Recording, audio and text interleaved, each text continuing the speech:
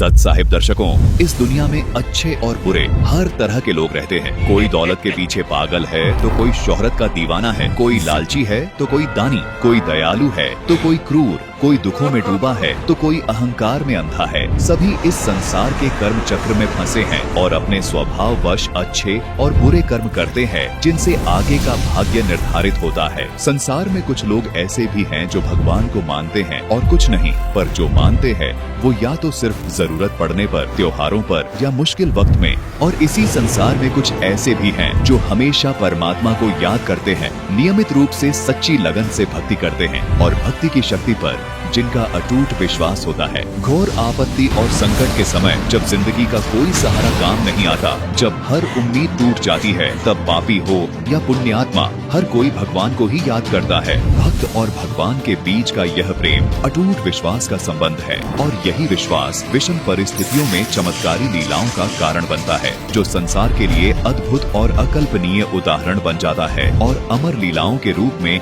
युगों युगों तक प्रेरणा का दिव्य स्रोत बन जाता है, जिससे हर युग में लोग ईश्वर पर अटूट विश्वास करने के लिए प्रेरित होते हैं। हर भक्त के जीवन में संकट का बुरा वक्त उसकी परीक्षा का समय होता है। उस कठिन समय में परमात्मा अपने भक्त की प्रतिक्रिया देखता है, उसे निरखता है, उसके विश्वास को परखता है और जब भक्त इस परीक्षा में खरा उतरता है, अपना सब कुछ उस परमात्मा पर न्यौछावर कर देता है, तब परमात्मा उसके लिए वो कर दिखाते हैं जो कोई सोच भी नहीं सकता। नुक्ते ऊपर रीझे गाए, करोड़ कर्म चल जा तुम्हारे। अपने उस प्यारे भक्त के लिए परमात्मा एक पल में ऐसे चमत्कार कर देता है जिसे देखकर सुर, नर, मुनि, गण, गंधर्व, ईश और संपूर्ण देवी देवता सहित सभी लोकों के प्राणी नतमस्तक हो जाते हैं। प्रहलाद जैसे सच्चे भक्त के लिए कभी खंभे को चीरकर नरसिंह रूप धारण किया, कभी भरी सभा में द्रौपदी की लाज बचाई और राम जी की सहायता कर रावण का वध करवाया, कभी अप्रत्यक्ष अदृश्य रूप से अपने भक्तों को मौत के मुंह से खींच जीवित कर लाते हैं। ये चमत्कार कोई पूर्व निर्धारित संयोग नहीं, बल्कि भगवान पर दृढ़ विश्वास और भक्ति की शक्ति का प्रतिफल है। आध्यात्मिक यात्रा का सबसे बड़ा रहस्य यही है कि जिसने इसे जान लिया, उसने मानो हर पड़ाव को पार कर लिया। यह कोई साधारण ज्ञान नहीं, बल्कि एक ऐसा अति सूक्ष्म और गहरा सत्य है जिसे समझने के लिए हमें उन दिव्य लीलाओं को देखना होगा जो युगों युगों से स्वयं परमात्मा इस धरती पर अपने भक्तों के लिए करते आ रहे हैं। दर्शकों, परमात्मा की लीलाएं तो अनंत हैं, लेकिन फिर भी हमारा यह निरंतर प्रयास रहेगा कि हम जितना संभव हो सके इन दिव्य लीलाओं को वीडियो के रूप में आप तक पहुंचाते रहें। हमारा मकसद आपको केवल जानकारी देना नहीं, बल्कि उस परमपिता की असीम शक्ति और उनके अटूट प्रेम से अवगत कराना है, ताकि हमारी आंखें खुले और हमें भक्ति की सही दिशा और संपूर्ण आध्यात्मिक लाभ प्राप्त हो सके। जो खुद को छुपाकर गुप्त रूप से लीला करता है और सदैव अपने भक्त की सहायता के लिए कोई न कोई नया वेश धारण कर लेते हैं, तो कभी भक्ति में आस्था बनाए रखने के लिए किसी व्यक्ति विशेष या इष्ट शक्ति के रूप में आकर लीला कर जाते हैं और उनकी महिमा बना जाते हैं। ये अनन्य रूप ऐसे है जैसे एक सूर्य की अनन्य किरणें, और हम भूलवश वास्तविक पूर्ण परमात्मा को भूलकर उन अनन्य रूपों में अटक कर रह जाते हैं, जबकि परमात्मा के ये सभी रूप उनकी असीम शक्ति की अलग अलग किरणें मात्र हैं। हम प्रकाश के मूल स्रोत सूर्य को छोड़कर उसकी अलग अलग किरणों में ही उलझ कर रह जाते हैं। लेकिन जब हम इन रूपों से ऊपर उठकर इनके मूल स्रोत यानी उस एक पूर्ण परमात्मा को पहचान लेते हैं, तब हमें वास्तविकता का ज्ञान होता है कि सभी रूपों और लीलाओं का सार एक ही है और सच्ची भक्ति सिर्फ उसी एक पूर्ण ब्रह्म कबीर परमात्मा की करनी चाहिए, जिसकी परम सत्ता सबके ऊपर है, वही सबका मूल है और वही सबका जनक।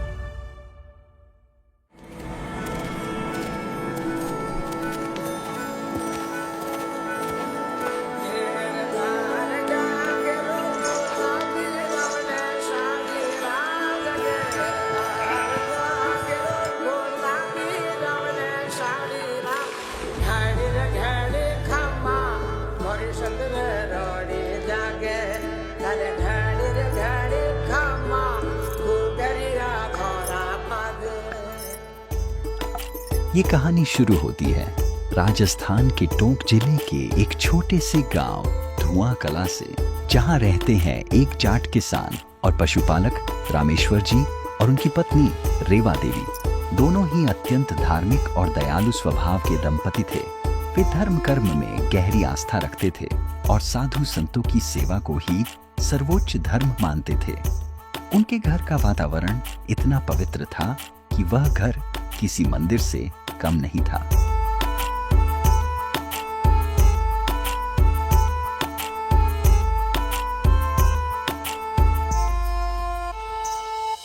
श्रीशालिग्रामस्तोत्रं विनियोगः। ॐ अस्य श्रीशालिग्रामस्तोत्रमन्त्रस्य श्रीभगवान् ऋषिः नारायणो देवता अनुष्टुप् छन्दः। श्रीशालिग्रामस्तोत्रमन्त्रजपे विनियोगः।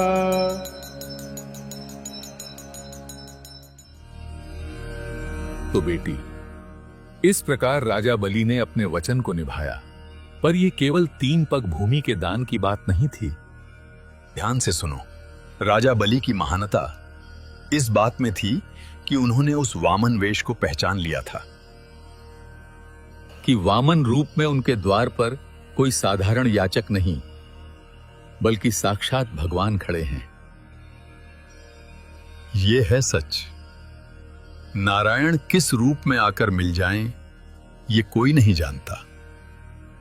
राजा बलि ने समझदारी दिखाई कि जब स्वयं ईश्वर कुछ मांगने आए तो अपना सर्वस्व ही न्यौछावर कर देना चाहिए। बेटी, तीनों लोकों में दानी का दर्जा सबसे ऊंचा है। लेकिन बेटी, एक विशेष बात सदा याद रखना। सभी प्रकार के दान में अन्नदान सर्वश्रेष्ठ है और सर्वाधिक पुण्यदायी है, क्योंकि अन्न से ही जीवन चलता है।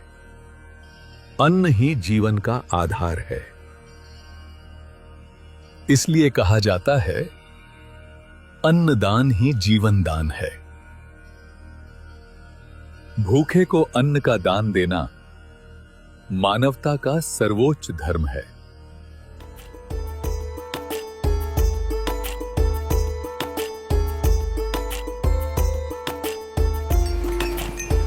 महीने दिनों की तरह बीतते गए और भगवान की कृपा से रामेश्वर और रेवा देवी के जीवन में वो शुभ दिन आया जब उन्हें पुत्र रत्न की प्राप्ति हुई। घर में खुशी का माहौल था।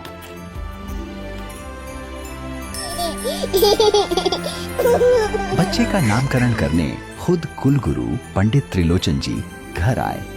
उन्होंने बच्चे की कुंडली देखी और नाम रखा धन्ना, यानी धनवान, परम सौभाग्यशाली। सिर्फ धन दौलत का ही नहीं, बल्कि सद्गुणों और समृद्धि का भी धनी। धन्ना बाकी बच्चों से अलग था। जब गांव के बच्चे मिट्टी के खिलौने बनाते थे, धन्ना अपने छोटे छोटे हाथों से माता पिता के पैर दबाता या घर आए साधु संतों की सेवा करता। उस नन्हे बालक के सद्गुणों को देखकर ऐसा लगता था जैसे ये गुण उसके अपने पिछले जन्मों के शुभ आचरण का प्रभाव थे। उसकी विनम्रता और निर्मल सेवा भाव देखकर गांव में हर कोई बस एक ही बात कहता था, इस युग में धन्ना जैसा संस्कारी बालक मिलना बहुत दुर्लभ है। जब कुलगुरु त्रिलोचन नाथ रामेश्वर जी के घर आए तो 5 वर्ष के बालक धन्ना ने देखा कि आसपास के लोग भी उनके दर्शन को आने लगे और उनके आगमन से ही सभी उनकी सेवा में लग गए। सभी त्रिलोचन नाथ का विशेष आदर सत्कार कर रहे थे। त्रिलोचन नाथ जी ने भगवान की कथा सुनाई, जिसे सभी ध्यान पूर्वक सुन रहे थे। उनकी हर बात को धन्ना भी ध्यान पूर्वक सुन रहा था। कहानियों में वह भगवान की कल्पना करता, उनकी बाल लीलाओं को महसूस करता और कथा में ही उनके दिव्य रूप में खो जाता। कुलगुरु त्रिलोचन नाथ से धन्ना बहुत प्रभावित हुआ और उनकी हर क्रिया को ध्यान पूर्वक निरखने लगा। अगली सुबह धन्ना भी समय से स्नान करके कुलगुरु के पास गया और दूर बैठकर उनकी पूजा को ध्यान पूर्वक देखने लगा। गुरु ने बड़ी श्रद्धा से ठाकुर जी की मूर्ति को पंचामृत से स्नान कराया। जब दूध, दही, शहद और घी की धारा मूर्ति पर पड़ती तो धन्ना को मूर्ति के इस दिव्य अभिषेक को देखकर बहुत खुश होता और उसे देखकर असीम आनंद मिलता। त्रिलोचन नाथ जी ने फिर ठाकुर जी की मूर्ति को साफ वस्त्र पहनाए, माथे पर चंदन का तिलक लगाया और गले में माला पहनाई। धन्ना प्रतिदिन इसी प्रकार मंत्र मुग्ध होकर यह सब देखता रहा। पूजा की यह संपूर्ण विधि धन्ना के मन को बहुत अच्छी लगने लगी और नन्हा बालक धन्ना इससे बहुत प्रभावित हुआ। देखते ही देखते समय कैसे बीत गया पता ही नहीं चला। आज वह घड़ी आ गई थी जब पंडित त्रिलोचन नाथ जी को अपनी आगे की यात्रा के लिए निकलना था। उन्होंने भारी मन से धन्ना के पूरे परिवार से विदा लेने की इच्छा व्यक्त की। जैसे ही पंडित जी के जाने की बात धन्ना को पता चली, धन्ना बहुत दुखी हो गया। वह रोने लगा।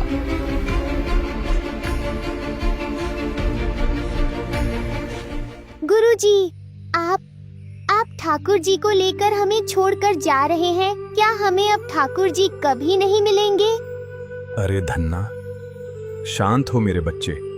बेटा तुम विश्वास रखो, मैं जल्दी ही ठाकुर जी को लेकर वापस आऊंगा। नहीं, आप ठाकुर जी को लेकर मत जाइए। बेटा धन्ना, अब मेरे विदा लेने का समय आ गया है। मेरी यात्रा लंबी है, तुम रो मत बेटा, मैं फिर जल्दी ही आऊंगा। धन्ना जी का ठाकुर जी के प्रति प्रेम और भक्ति भाव देखकर त्रिलोचन जी भावुक हो जाते हैं।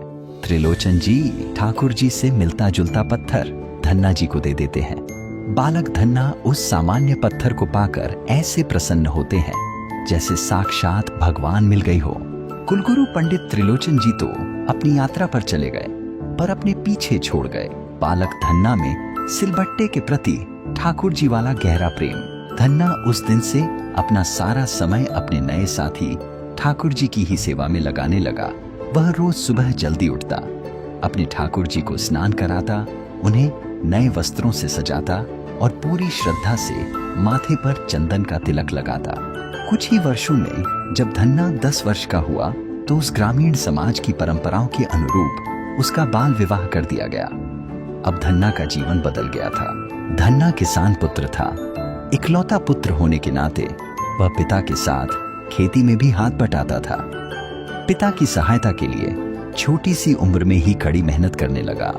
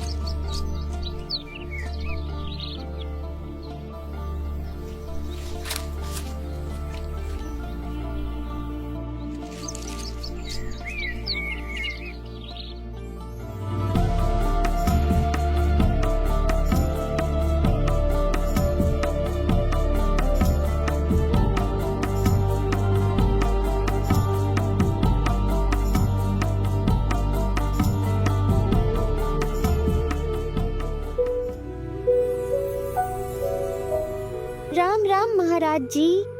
राम राम बेटा, राम राम।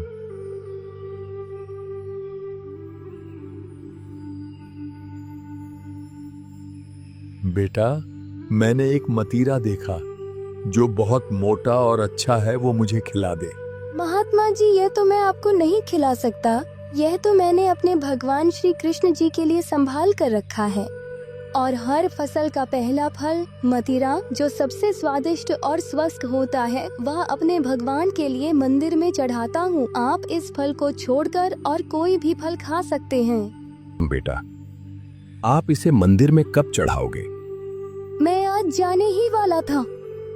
बहुत अच्छा है, चलो आप, हम भी देख लेंगे, हमारे भी संस्कार बनेंगे और हम भी माथा टेक लेंगे। हाँ जी, चलते हैं।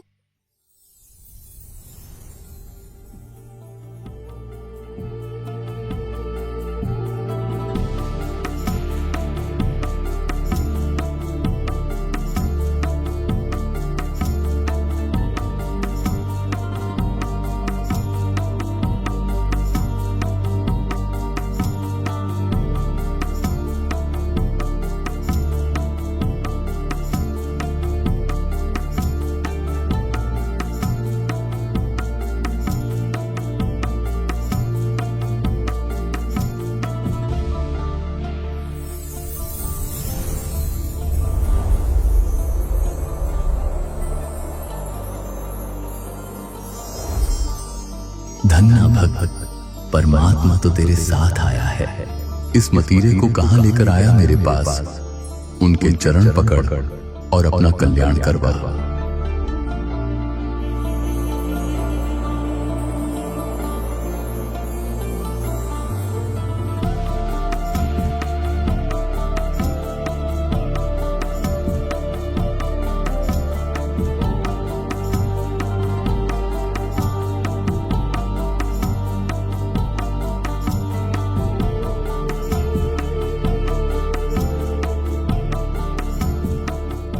यह अद्भुत लीला दिखाने के बाद परमात्मा बालक धन्ना को एकांत में ले जाकर ज्ञान समझाने लगे।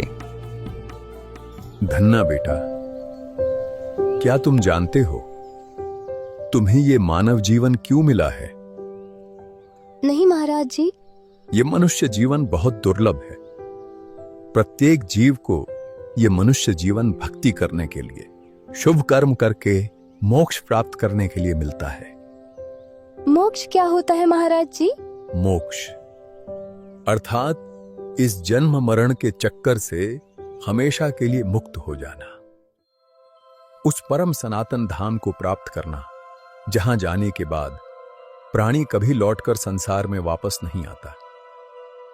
लेकिन अगर इस जन्म में सद्गुरु नहीं मिला तो मोक्ष कभी नहीं मिल सकता, और मोक्ष नहीं हुआ तो जानते हो फिर अगले जन्म में क्या होगा? क्या होगा महाराज जी? फिर पीछे नर से तू पशुआ कीजिए, गधा बैल बनाई। ये 56 भोग कहां मन बौरे, कहीं कुरड़ी चरने जाई, फिर पशु पक्षी बनना पड़ेगा। गधा या बैल की भी जूनी भोगनी पड़ेगी। तब ये जो तुम अच्छे अच्छे पकवान खाते हो, ये सब कहां मिलेंगे? तब तो कचरे के ढेर पे जाकर घास चरनी पड़ेगी।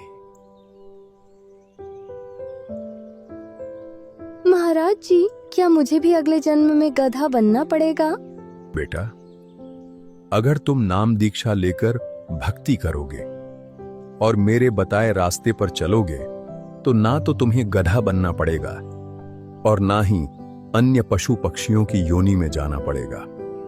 ये संसार जिसमें तुम रह रहे हो ये अच्छा नहीं है। सभी लोग यहां आंख बंद करके निश्चिंत बैठे हैं, पर उन्हें नहीं पता वे किस कसाई के लोक में रह रहे हैं। वे नहीं जानते इस संसार का मालिक कौन है। वो कौन है महाराज जी? इस लोक का मालिक है काल ब्रह्म, जिसने यह सर्व जाल बिछाया है। यह काल हर दिन 1 लाख मनुष्यों को खाता है। जितने भी प्राणी हैं, ये सभी आत्माएं इस काल कसाई के जाल में फंसे हुए हैं। काल ने हमें उलझाने के लिए दुनिया में बहुत सारे नकली पंथों और झूठे गुरुओं के जाल में उलझा रखा है। महाराज जी, मेरे पास तो सतगुरु नहीं है, तो क्या काल मुझे भी खाएगा? क्या हम इस काल के लोक से बाहर निकलकर सतलोक जाने का कोई रास्ता नहीं? क्या भगवान हमें काल से बचाने नहीं आएंगे? बेटा, पूर्ण परमात्मा बहुत दयालु हैं। खुद ही संत या सतगुरु का रूप लेकर आता है, वो अपनी प्यारी आत्माओं को काल के जाल से निकालने के लिए ऊपर के लोक सतलोक से चलकर खुद नीचे आते हैं। वेद भी कहते हैं कि पूर्ण परमात्मा आकर अच्छी आत्माओं से मिलते हैं, उन्हें सत भक्ति का रास्ता दिखाते हैं साधु संत या फकीर के रूप में कवियों की तरह अपने मुख से अमृतवाणी बोलते हैं, जिसे गूढ़ ज्ञान और तत्व ज्ञान कहते हैं। वो ज्ञान इतना गहरा होता है कि संसार का समस्त ज्ञान उस ज्ञान आगे फीका पड़ जाता है।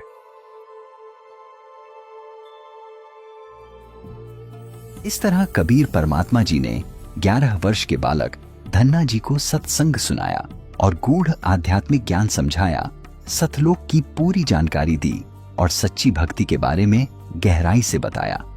फिर परमात्मा कबीर साहिब जी ने धन्ना जी को प्रथम मंत्र उपदेश दिया और फिर परमात्मा जी ने आशीर्वाद देते हुए कहा, धन्ना बेटा, सतगुरु की शरण तुझे प्राप्त हो गई है। अब सत्य साधना रूपी सौदा कर ले।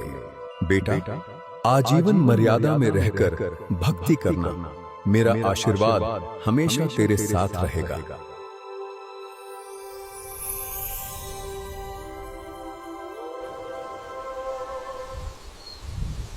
हे प्रभु, हे भगवान, कहाँ चले गए आप अपने इस दास को छोड़कर? कहाँ अदृश्य हो गए आप?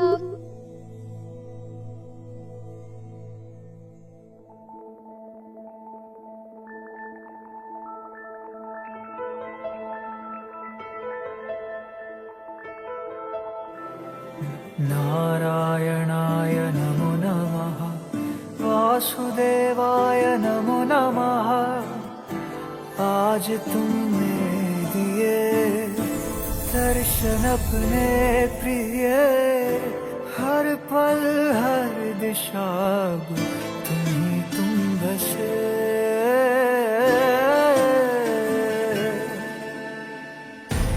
अपनी सुध बुध में हारा, मेरा बस तू ही सहारा। तुझसे तुझको है चाह लिया, बादलों में गोते लगाऊं, सागर में उड़ता जाऊं, खुद को मैं रोक न पाऊं, थाम लो जरा।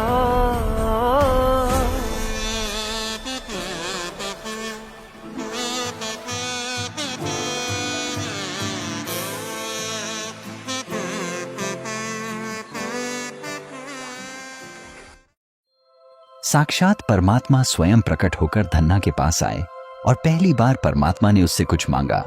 भगवान ने स्वयं खाने के लिए उस सिर्फ एक मतीरा मांगा था, वो भी उसने परमात्मा को देने से मना कर दिया।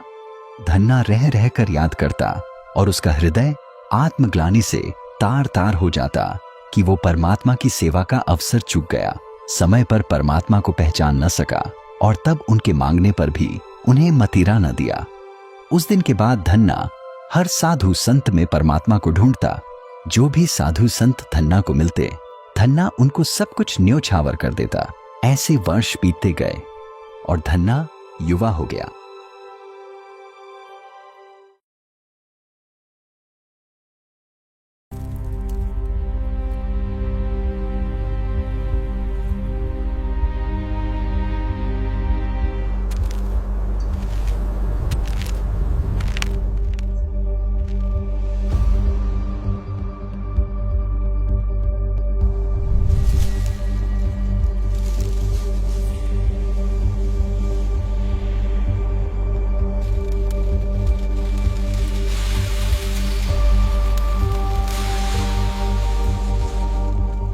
पूरा गांव अकाल की भीषण मार झेल रहा है। पूरे गांव पर ऐसी विपदा आन पड़ी है कि इसका कहीं कोई समाधान दिखाई नहीं पड़ता।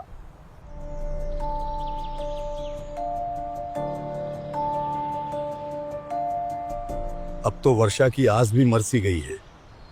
लगता है इस बार भी मेघ रूठे रहेंगे और इस बार भी वर्षा नहीं होगी। अब ये गांव के अंदर जो 2-4 पेड़ हरे भरे दिख रहे हैं ये भी धीरे धीरे सूख जाएंगे।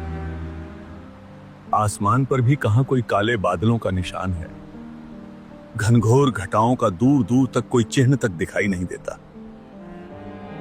पिछले साल भी वर्षा नहीं हुई, जिस कारण हमारी सारी फसलें तबाह हो गईं।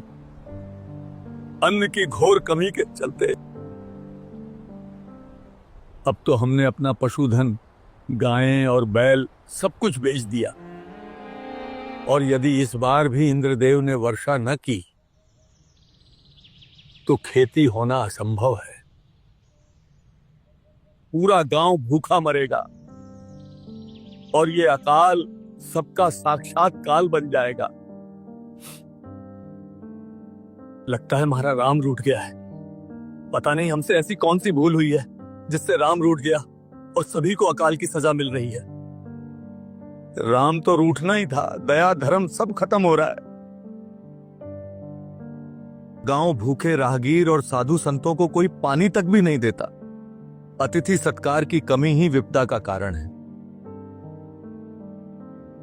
भाई धन्ना भगत से हमने परमात्मा की अनेकों लीलाएं और महिमा सुनी है। वो भी यही बताता है, दया धर्म का मूल है।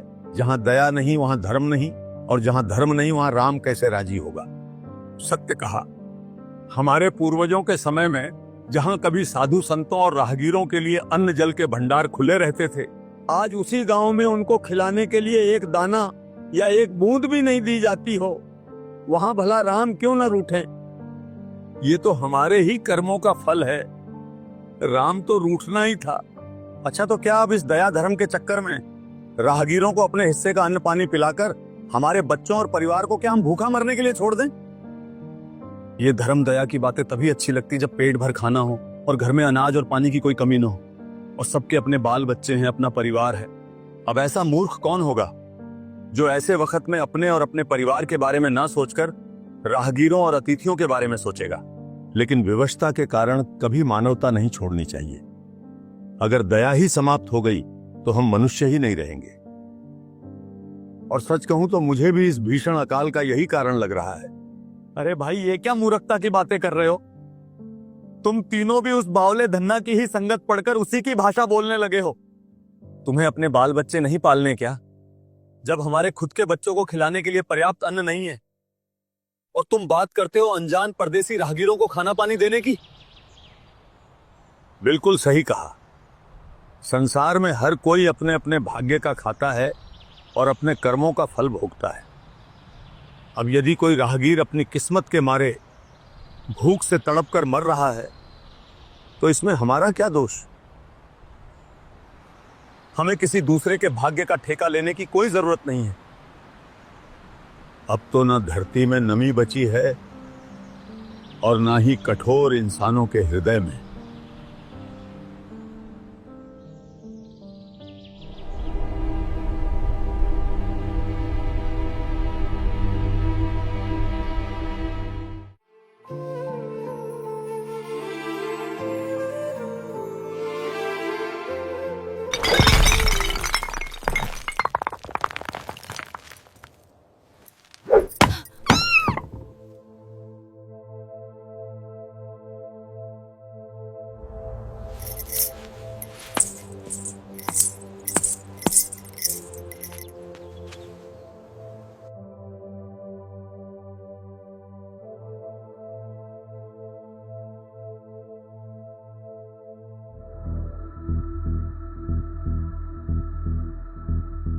अरे साधु महाराज, आज तुम्हारा भजन खत्म होगा या नहीं?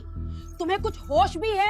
इस वर्ष भी बारिश नहीं हुई है। लोग तो इस चिंता में हैं कि आगे अन्न का इंतजाम कैसे होगा, क्या करेंगे, परिवार को क्या खिलाएंगे। और तुम यहाँ मोती की माला रगड़ रहे हो। क्या ये माला खेत में जाकर बिना पानी के फसल उगा देगी? भगवान परमात्मा जो चाहे वो कर सकता है। मौला जल से थल कर देत, थल से जल कर देत। एक बार तुम उस परमात्मा पर पूर्ण विश्वास करके तो देखो। अच्छा रहने दो, अपना ज्ञान अपने पास रखो। घर चलाने के लिए तुम्हें जोड़ना तो आता नहीं, बस उजाड़ना आता है। तुम्हारे खुद के घर में पर्याप्त अन्न नहीं, और तुमने उस दिन जब वो भूखा भिखारी आया और तुमने मेरी मेहनत की बनी रोटियों में से भी 2 रोटी उठाकर उसे दान करके आ गए। तुम तो मुझे और मेरे बच्चों को भूखा मार दोगे। तुम्हारी ये दानवीरता हमें एक दिन कंगाल बनाकर रख देगी। दान धर्म से कभी किसी का कुछ नहीं घटता भगवान। धर्म से ही तो कर्म बनते हैं और धर्म से ही सबका पेट भरता है। तुम्हारा धर्म तुम्हारे पेट में जाता है क्या? मैं पूछती हूँ, जब मैं तुमसे नए नए कपड़े या गहने मांगती हूँ तब तुम्हारा धर्म कहाँ जाता है? तुम्हारे माँ बाप के जाने के बाद मैंने आज तक कभी चांदी का कंगन तक नहीं देखा, क्योंकि तुम्हारा ईश्वर प्रेम खत्म ही नहीं होता। तुम हमेशा धन और आभूषण की बात क्यों करती हो?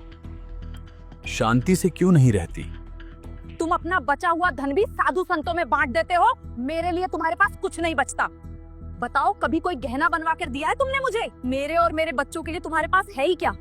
तुम्हारे पास तुम्हारा सारा समय और बाकी सब कुछ सिर्फ तुम्हारे भगवान के लिए, हमारे लिए कुछ नहीं है। अपने सामर्थ्य अनुसार तुम्हारी और बच्चों की हर जरूरत पूरी करता हूँ। हाँ हाँ, आकर बस अंधेरे में अपनी माला फेरते हो। ऐसा लगता है जैसे तुमने मुझसे नहीं बल्कि इस माला से विवाह किया है। तुम्हें हमारे सुख से नफरत है। तुम तो दुनियादारी तक नहीं समझते। तुम्हारा सीधापन नहीं, तुम्हारा पाखंड है। कुछ नहीं रखा इस भक्ति में, छोड़ दे। जो कुछ मिलेगा कर्म करने से मिलेगा। कुछ नहीं रखा इस भगवान के नाम में। 1 साल से खेतों की मिट्टी फट रही है, कुएं सूख गए हैं, और तुम यहाँ आंखें मूंदकर हाथ पे हाथ धरे माला करते रहो। क्या तेरी माला के मन के हमारे बच्चों को अन्न खिलाएंगे? बस भी करो अब भगवान, शांत हो जाओ। इस घोर संकट में भगवान की महिमा ही सहारा है। हमें धैर्य रखना चाहिए। जब राम चाहेंगे तो वर्षा अवश्य होगी। अब तुम्हें कौन समझाए? भगवान का विधान दान, धर्म और भक्ति करने से ही घर में बरकत आती है। बरकत? कैसी बरकत? गांव की हर स्त्री के गले में आज चांदी की हसली है, और मेरे गले में क्या है? तुम्हारी दानवीरता का बोझ।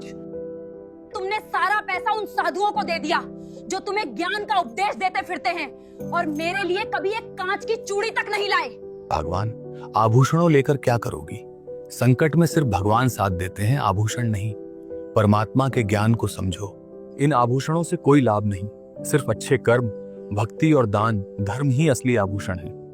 जिस लोक में हम रह रहे हैं, यहाँ एक पल में कब मृत्यु हो जाए कुछ नहीं पता। ये आभूषण, ये कपड़े, घर परिवार, यही धरे के धरे रह जाएंगे। साथ जाएगा तो सिर्फ भक्ति, धन और धर्म कर्म का पुण्य। इसलिए हमें सादा जीवन जीकर भक्ति, दान और धर्म करना चाहिए। बस बस रहने दो।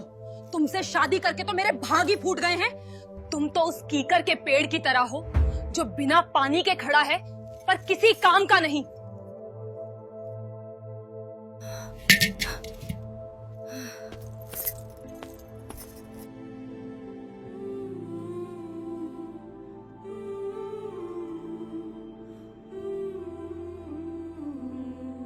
सुनो, मैं पानी लेने जा रही हूँ, और मेरे जाते ही अगर किसी को अन्न का एक दाना भी दान किया तो मुझसे बुरा कोई नहीं होगा। फिर मैं तुम्हें बताऊंगी कि भूखे पेट माला कैसे फेरी जाती है।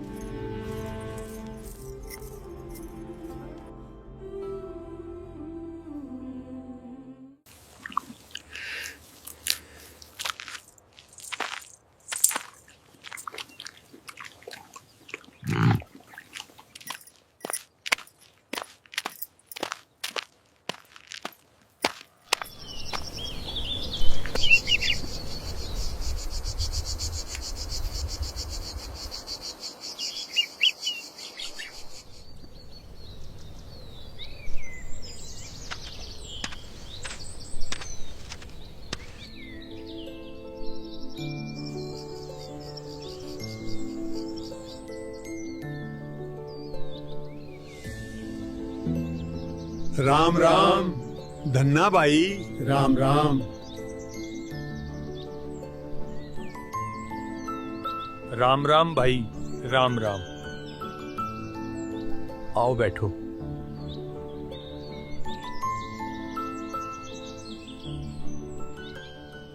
अरे धन्ना भाई, आज तो बस पूछो मत क्या हुआ। अब तो ऐसा समय आ गया कि बस सिर्फ कुछ वरिष्ठ बुजुर्गों को छोड़कर सब में इंसानियत मर ही गई है। कोई दया धर्म करके राजी नहीं। आज तो चौपाल की चर्चा ने मन को और भी विचलित कर दिया। ऐसा क्या हुआ? आज चौपाल में चर्चा चली, फिर क्या इस वाद विवाद और इस गंभीर समस्या का किसी ने समाधान नहीं किया? हाँ धन्ना, समाधान तो किया। अंत में गांव के वरिष्ठ बुजुर्गों ने बात को संभाला और एक फैसला सुनाया।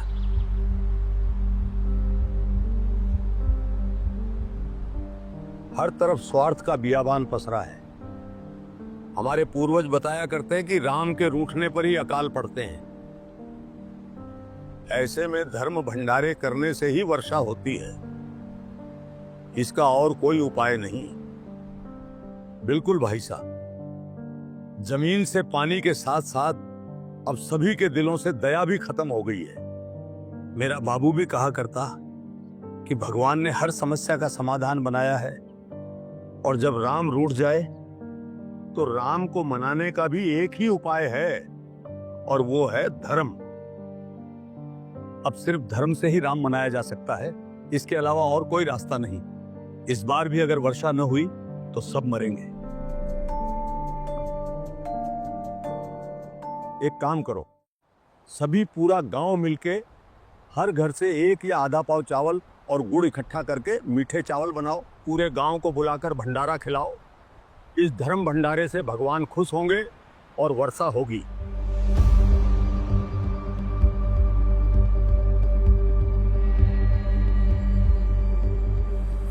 चलो अच्छा हुआ, देर से ही सही, लेकिन चौपाल में भगवान की दया से सही फैसला हो गया। परमात्मा भी कहते हैं, चिड़ी चोंच भर ले गई, नदी न घट्यो नीर, दान दिए धन घटे नहीं, कह रहे साहेब कबीर। धन्ना बेटा, जो दान नहीं करते उनका भविष्य नरक बन जाता है। दान धर्म के अनुष्ठान यानी धर्म यज्ञ व अन्य यज्ञ करने से भक्ति ऐसे सफल होती है जैसे खेत में किसान बीज बोकर बाद में समय समय पर सिंचाई करता है, पौधा बनकर अन्न देता है। इसी प्रकार भक्ति मार्ग में नाम तो बीज है, और यही बीज यज्ञदान धर्म सिंचाई का कार्य करते हैं। जो भूखे व्यक्तियों को भोजन खिलाता है, घर आए अतिथि को भोजन देते हैं या धर्म भंडारे करवाते हैं, उनको अगले जन्म में जब कभी मानव जन्म मिलेगा तब धनी सेठ बनेगा, हाथी व पालकियों की सवारी करेगा। यदि पूर्व जन्म में या इस जन्म में दान किया है तो धन मिलेगा, अन्यथा कुछ नहीं मिलेगा। दान धर्म की शक्ति इतनी प्रबल है कि बलि राजा ने 100 यज्ञ की थी, परमात्मा 52 रूप धारण करके आए थे। यह धर्म का प्रभाव था कि परमात्मा को स्वयं आना पड़ा। बेटा धन्ना, आप मनुष्य शरीर प्राप्त करके इस पृथ्वी लोक पर जन्मे हो।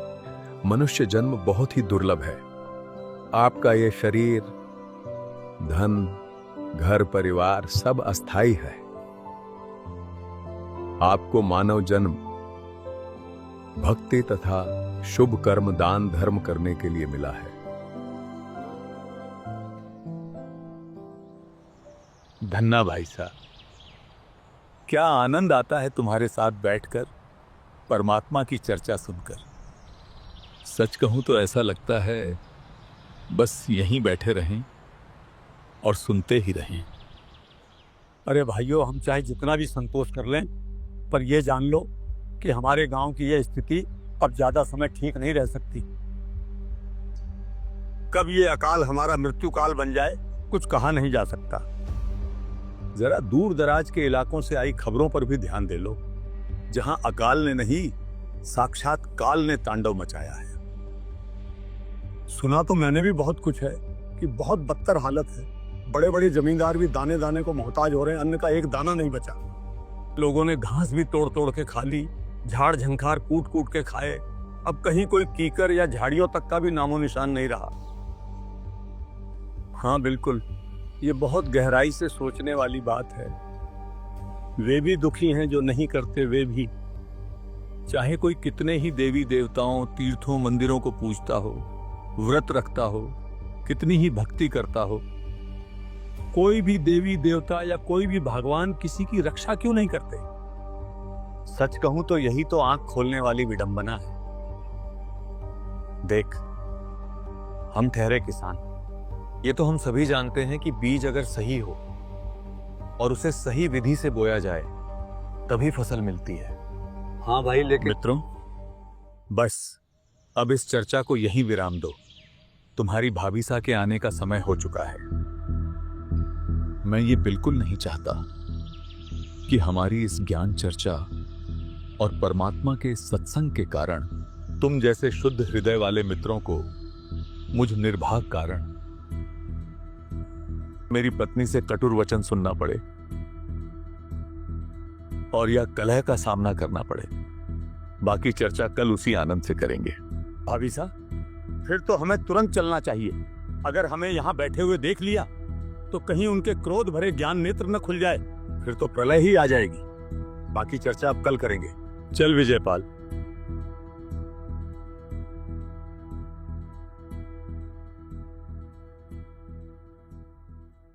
हाँ हाँ, चलते हैं। भगवान ने दया की और गांव के इस धर्म भंडारे से वर्षा हो गई तो आगे भी ऐसे ही आनंदमयी ज्ञान चर्चा करते रहेंगे। राम राम धन्ना भाई, अब हम चलते हैं। आगे भी ऐसे ही आनंदमयी ज्ञान चर्चा करते रहेंगे। राम राम धन्ना भाई। राम राम भाइयों।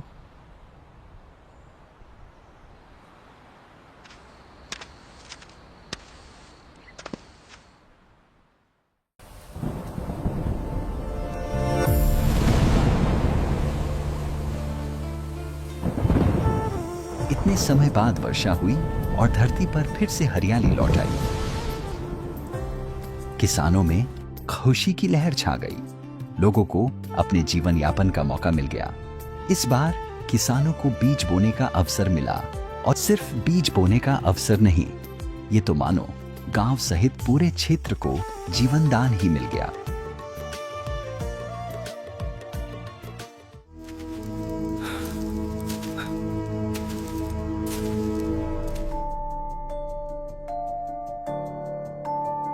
हे प्रभु, दया करो। हे परमात्मा। न जाने ईश्वर कैसी परीक्षा ले रहा है। लगातार चलते चलते कई दिन हो गए, कहीं से अन्न का एक दाना भी नहीं मिला। यदि आज अन्न ना मिला तो अंत निश्चित है। हे प्रभु, यदि आप हमें जीवन देना मंजूर नहीं है तो हमें सहज मृत्यु दे दो प्रभु। हम तो तेरे नाम पर सब छोड़कर निकले थे। हे परमात्मा, तेरे नाम पर तो दुख ही दुख है। ये भूख अब और सहन नहीं होती। इस भूख से शांति दो प्रभु, या हम भूखों को भोजन दो।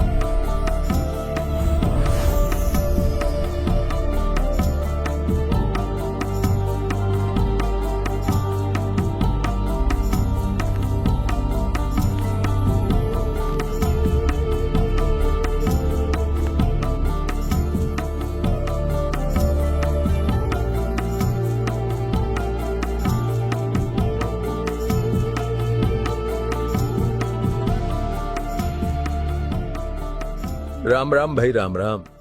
अरे काहे का राम महाराज, पेट में भूख की आग तन को जलाए जा रही है। 2 दिन से अन्न तो दूर, एक पत्ता भी गले से नीचे नहीं उतरा। लगता है अब तो इन इंसानों की तरह राम भी बेहरा हो गया है। विश्वास रखो संतो, साधु संत धीरज नहीं खोया करते और विपत्ति में ही भक्त की असली परीक्षा होती है। भूखा तो मैं भी हूं 2 दिन से, लेकिन मुझे पूर्ण विश्वास है, देर से ही सही, लेकिन मेरा राम मुझे अन्न अवश्य देगा।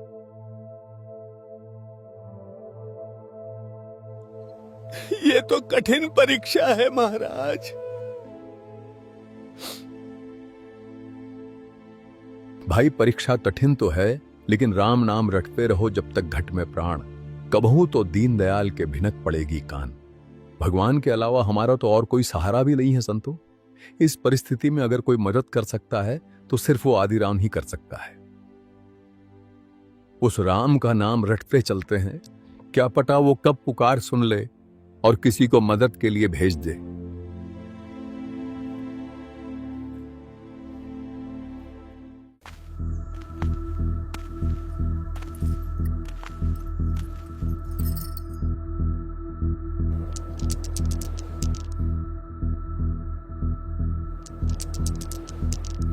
उठो अब, बैठे रहोगे क्या समाधि लगाए?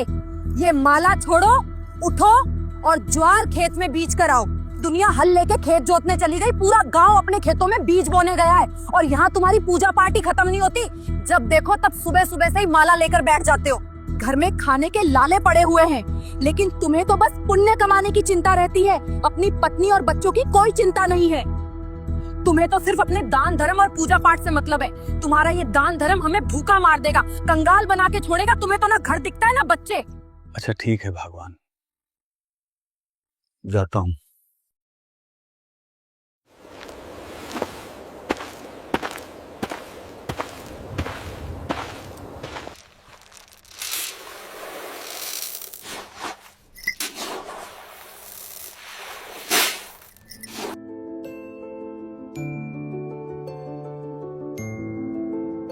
ये लो जी, ये ज्वार खेत में बीज के आओ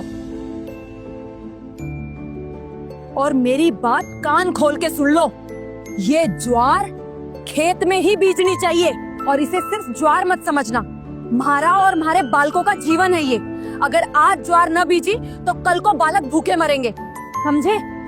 खबरदार, अगर इस बोरी से एक भी दाना कम हुआ तो, एक भी दाना नहीं, कहीं अपने दया भाव के चक्कर में खेत तक पहुंचते पहुंचते ही किसी को रास्ते में ही बांट मत देना। सुन रहे हो ना? मेरी बात अच्छे से गांठ बांध लेना। ये कोई मजाक या टालने वाली बात नहीं है। ये बीज की ज्वार है, अगर ये बोई गई तो ही हमारे बच्चों के पेट में अनाज जाएगा। जाकर इसे खेत में ही बीजना, कहीं किसी को बांट दो, वरना बच्चे भूखे मर जाएंगे और हम भी भूखे मरेंगे, पूरा परिवार भूखा मरेगा।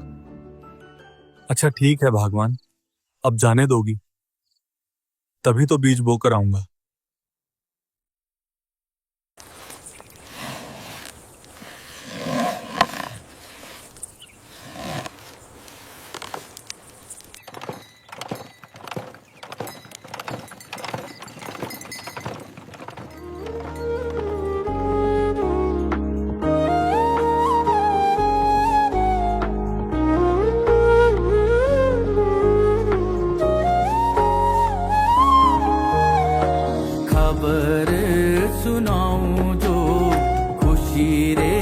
बताऊं जो आज मेरे पिया घर आएंगे, आज मेरे पिया घर आएंगे।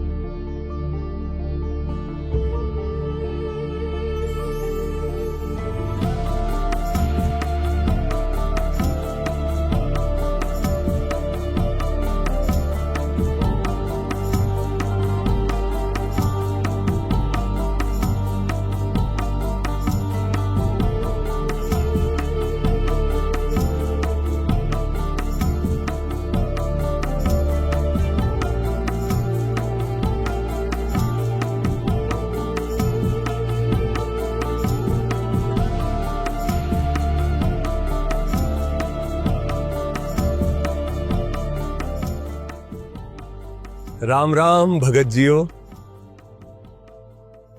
भाई 3 दिन हो गए, हमें कुछ भी खाने को नहीं मिला। हम तो मर रहे हैं भूखे। हमें इस राजस्थान में कोई पानी पिलाने वाला भी नहीं मिला। रोटी तो बहुत दूर की बात है। कहां से आए हैं भगत जी और कहां जाएं? अरे महाराज,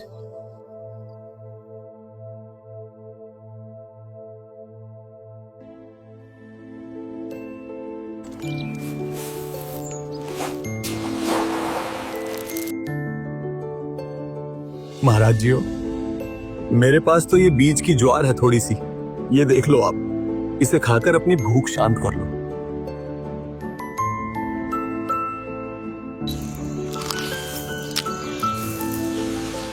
बेटा, मैंने एक मतीरा देखा जो बहुत मोटा और अच्छा है, वो मुझे खिला दे।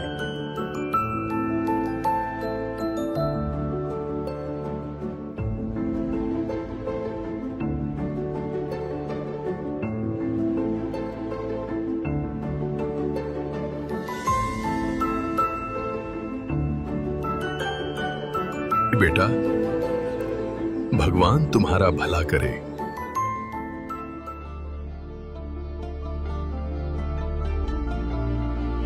बीज बोने आया था सो बीज बो दिए परमात्मा जी।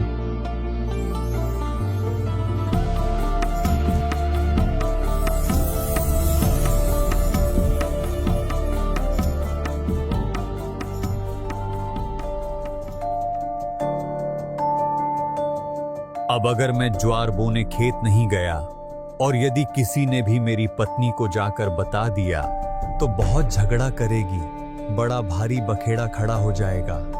क्या करूं अब? ये ज्वार खेत में ही बीजनी चाहिए और इसे सिर्फ ज्वार मत समझना। हमारा और हमारे बालकों का जीवन है ये। अगर आज ज्वार न बीजी तो कल को बालक भूखे मरेंगे।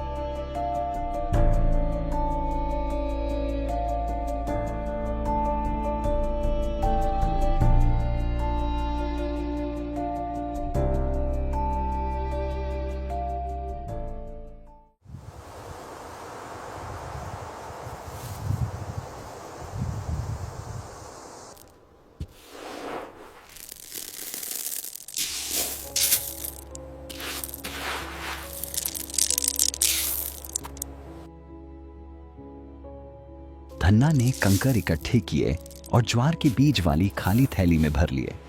फिर बैलगाड़ी लेकर वह खेत की ओर चल पड़ा।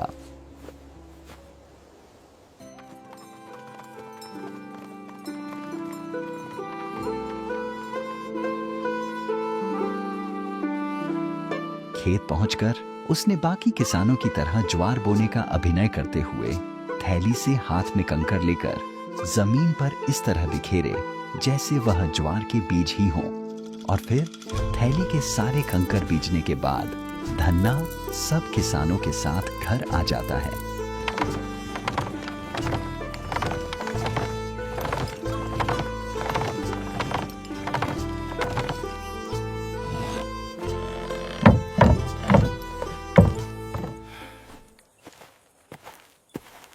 बो दी ज्वार।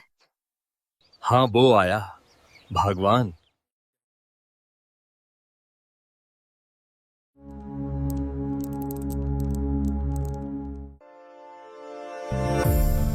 ठीक 2 महीनों बाद जहां सबके खेतों में घुटनों तक ऊंची ज्वार की फसल लहरा रही थी, वहीं धन्ना का खेत, उसके खेत का तो हाल ही कुछ और था, जिसे देखकर हर कोई हैरान था। उसके खेत में ज्वार का तो कोई नामो निशान तक नहीं दिख रहा था। वहां चारों ओर बस अनगिनत तुंबे की बेलें उगी हुई थी, जो उस पूरे इलाके में झाड़ झंखाड़ की तरह बिना बोए ही अपने आप ही उग जाती थी। धन्ना के खेत को जो भी देखता वह हक्का बक्का रह जाता कि जहां ज्वार की फसल होनी चाहिए थी, वहां तो बस तुम्बों का जंगल उगाया है। देखो जी, जरा देखो तो, धन्ना के खेत में ज्वार तो कहीं है ही नहीं। ये क्या, पूरा खेत तो तुंबे की बेलों से भरा पड़ा है। जहां देखो वहां चारों तरफ सिर्फ तुंबे ही तुंबे हैं।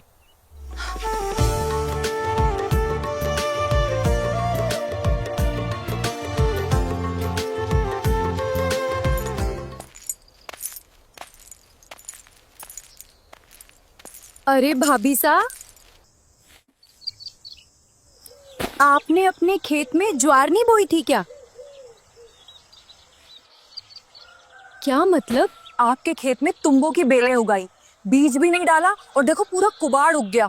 आपके खेत में इतने तुंबे पड़े हैं कि बिना गिनती के। नहीं, ऐसा नहीं है। हमारे भगत जी ज्वार बोकर आए हैं। मैंने खुद उन्हें ज्वार की बीज दी थी बोने के लिए। ज्वार का तो एक पौधा भी नहीं है, मोटे मोटे अनगिनत तुंबे उगे हुए हैं। जरूर भगत जी ने कर दी होगी गड़बड़, बीज भी कहीं दान में दे दिए। पहले एक बार खेत देख कर आऊं, फिर इन्हें तो बाद में बताऊंगी।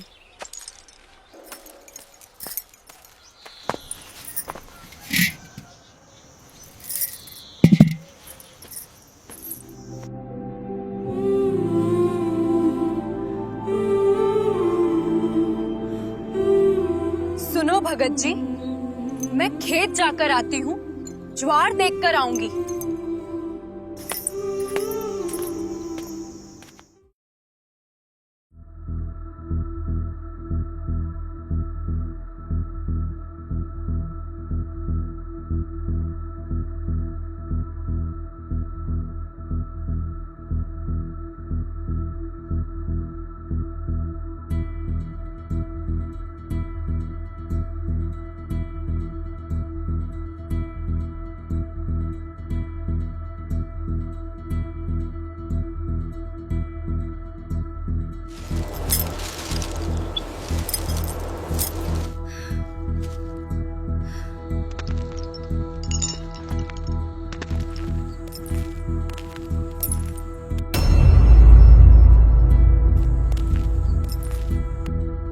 धन्ना भाई, आज तो तेरी खैर नहीं।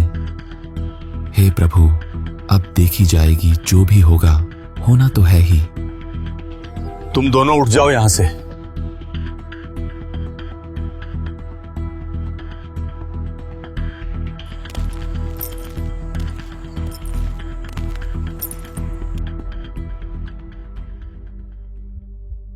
आपने खेत में बीज की ज्वार बोई थी? खेत में ज्वार का तो एक पौधा भी नहीं है, तुंबे उग गए बिना गिनती के। तुम बीज कहां नाश करके आए हो? ये बालक तुम्हें खाएंगे क्या?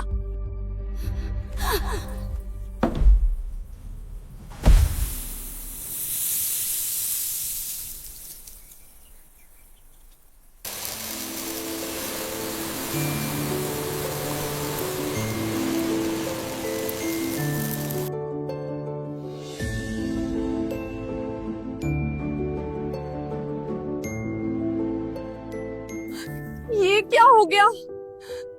तुंबे में ज्वार? ये ज्वार कहां से आ गई इसमें? भगवान, मुझे नहीं पता ये ज्वार कहां से आई और ये क्या सौदा है। इसमें ज्वार है तो फिर तो अन्य तुंबों में भी ज्वार हो सकती है।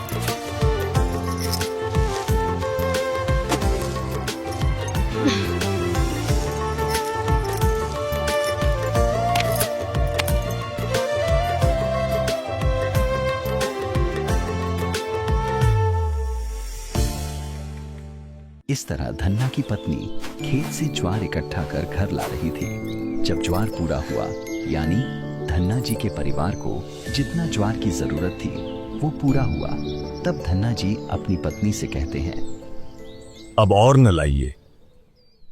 जितनी उस खेत में ज्वार होनी थी उतनी आ चुकी है। अब इस बाकी की ज्वार को बांट दो सभी को गांव में। सबके बच्चे भूखे हैं। क्यों? मैं क्यों बांटूं? सारी लाऊंगी। धन्ना की पत्नी ज्वार भरकर फिर लाई। घर तक जब गठरी खोली तो ज्वार 2 किलो रह गई।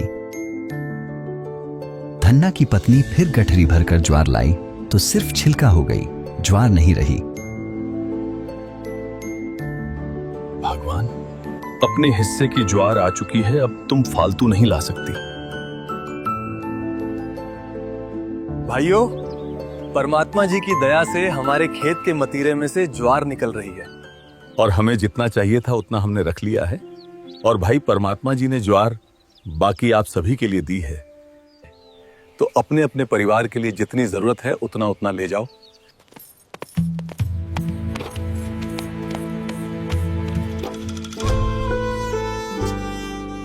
अन्य किसानों की फसल बारिश न होने से सूख गई और भगत धन्ना जी को इतनी अच्छी साफ सुथरी परमात्मा ने इतनी दे दी कि पूरा गांव भी तक गया ढोते ढोते, लेकिन शाम तक भी ज्वार खत्म नहीं हुई। धन्ना भक्त ने सब गांव वालों को लगभग 10-10 मन यानी 4-4 क्विंटल ज्वार बांट दी। उनके बच्चे भी भूखे थे। फिर अपने घर भी शेष ज्वार ले गए। उस दिन के बाद धन्ना जी की पत्नी भी सेवा में लग गई। दोनों का उद्धार हो गया। ये अनमोल ज्ञान जगत गुरु तत्वदर्शी संत रामपाल जी महाराज जी के सत्संगों का अंश मात्र है। आप संत रामपाल जी महाराज जी के मंगल प्रवचन संत रामपाल जी महाराज एप्लीकेशन पर भी सुन सकते हैं तथा उनके द्वारा लिखी पुस्तकें भी डाउनलोड कर सकते हैं।